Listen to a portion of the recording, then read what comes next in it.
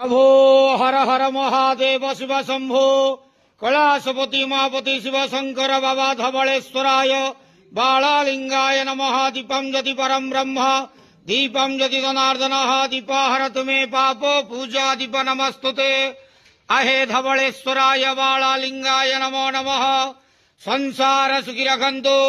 आज शुभ सोमवार रे समस्त श्रद्धालु भक्त मान को आशीर्वाद करंतु, मनस्कामना पूर्ण करंतु, कर्म क्षेत्र उन्नति करंतु, ग्रहरिष्ट खंडन करंतु, जगतर मंगल करंतु, विश्वर कल्याण करंतु, आपणकर नाम विख्यात करंतु, सेवकर डाक श्रवण करंतु, समस्त गुआवसा भक्त मानकर मनस्कामना पूर्ण करंतु।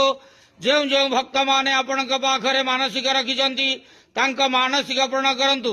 प्रभु धवलेश्वराय बालालिंगाय नमो नमः।